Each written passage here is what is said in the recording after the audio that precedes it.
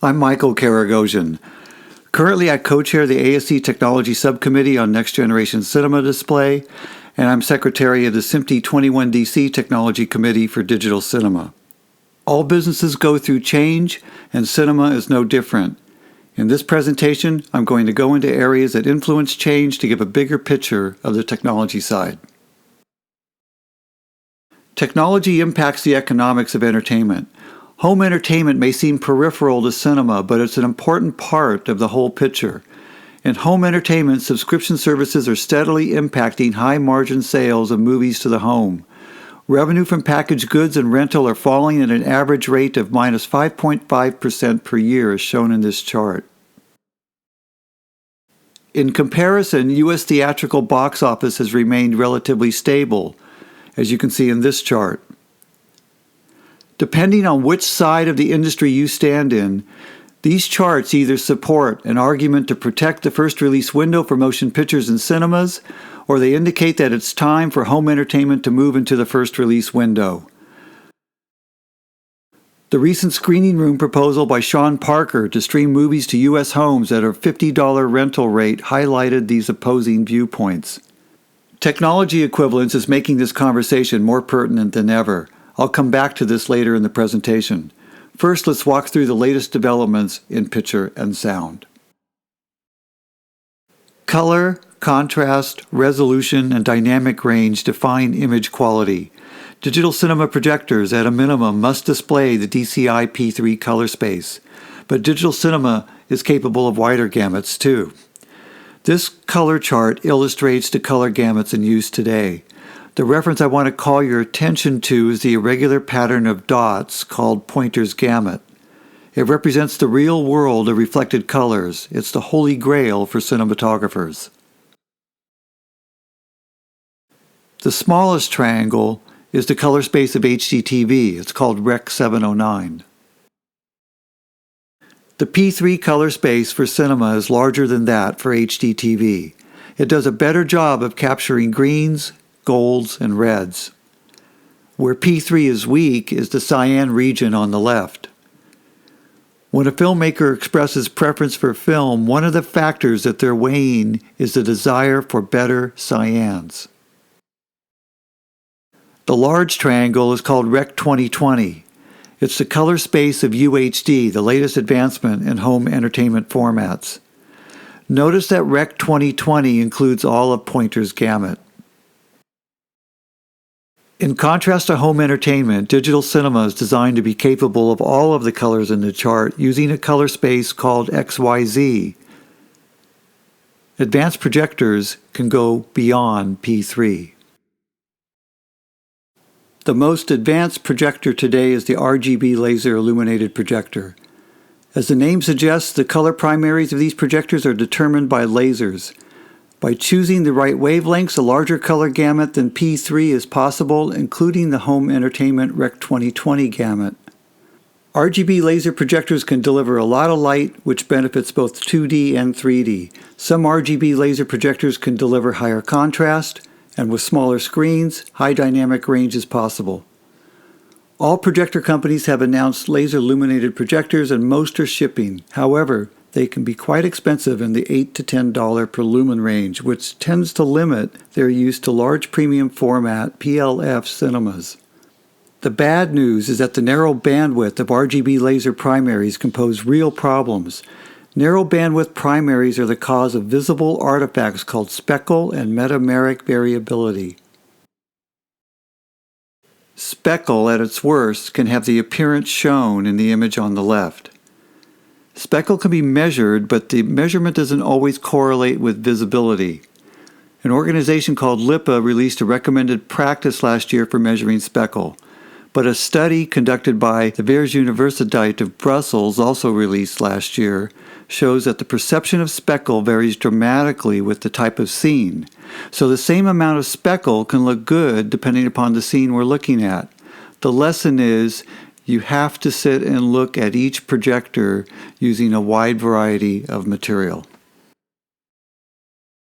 Metameric variability occurs when two people don't agree on the colors they are seeing. It's not uncommon for a small percentage of viewers to observe a color cast when looking at a laser-illuminated projector. Manufacturers have a few methods at their disposal to address this, and this problem is becoming less prominent as laser projector technology evolves. A different type of laser projector is also on the market called laser phosphor. These are not to be confused with their RGB laser counterparts. The only laser in a laser phosphor projector is a blue laser. The rest of the spectrum outside of blue is derived from a phosphor disc and filters as shown in the graphic. These projectors are designed to have a low cost of ownership. They're designed to match the P3 color space. They're not capable of the wider color gamuts of RGB laser projectors. They do not provide higher contrast or dynamic range. High dynamic range is the next big thing. HDR is supported by the new UHD home entertainment format. Good HDR delivers brighter highlights and deeper blacks. It follows that an HDR display must have high contrast, but a high contrast display is not necessarily HDR. HDR images can be quite stunning to see. If you haven't done so, I recommend that you do it. Hollywood is betting that this is going to be quite popular. In home entertainment, UHD HDR can deliver a wider color gamut, higher contrast, and higher dynamic range than possible with the majority of digital cinema projectors. That might sound alarming, but it's not necessarily so. The home market is not tightly controlled, and the quality of display that manufacturers actually deliver might not stand up to the hype. When it comes to HDR, even the numbers can't be compared. The cinema environment is darker than the home environment, and the bright highlights needed for home HDR displays can be blinding and possibly harmful in a cinema. To compare, here's a few numbers. Peak white in normal cinema is 48 nits. Peak white in a consumer HDR display can be as high as 1400 nits. Some experts feel that cinema should target in the range of 200 to 400 nits for peak white HDR in cinema. This is a new area for cinema that needs study. It's an area that the ASC, through its Next Generation Cinema Display Committee, is preparing to tackle. High contrast can add a lot to the perception of image quality. These photos give a feel for the difference higher contrast can make. And if you can't see the difference, then it means you need a higher contrast display. The typical digital cinema projector has a sequential contrast in the range of 1200 to 1. Some experts suggest that an improvement in contrast up to 20,000 to 1 is needed to impress audiences over what we have today. But getting there is hard. Movies are mastered for the large footprint of low-contrast projectors. Dolby and IMAX each have laser projectors capable of higher contrast, but these are operated in a closed ecosystem where the contrast of the movie can be controlled. Simply installing a high-contrast projector does not mean you automatically can get high-contrast movies.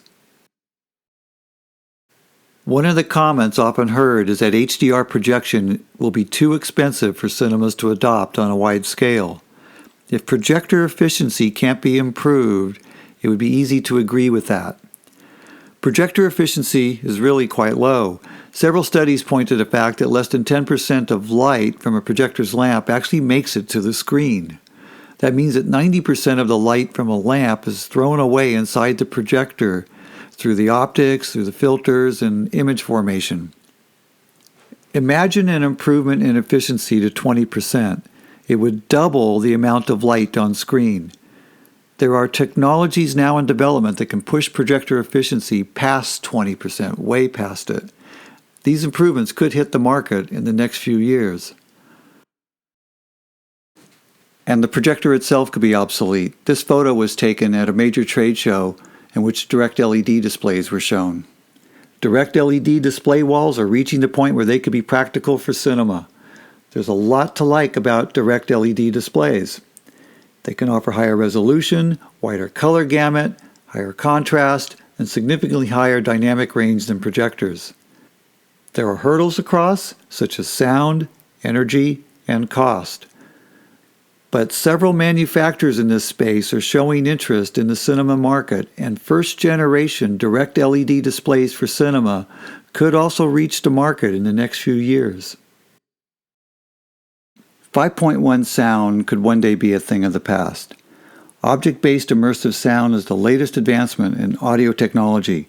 It delivers a hemisphere of sound around the audience. Object-based recordings are different from channel-based recordings, such as 5.1 or 7.1. Channel-based means that each sound is recorded for a specific speaker in the room. In contrast, object-based sound takes a very different approach. It uses data to identify where the sound is meant to be placed within the room, and the playback system uses the data to figure out how to best put it there. This requires a smart sound processor using a technology called sound rendering. Ideally, object-based sound will allow more flexibility in the speaker layout. One company's system actually teaches the rendering engine where the speakers are located in the room, so the rendering engine can do its best to recreate the sound field.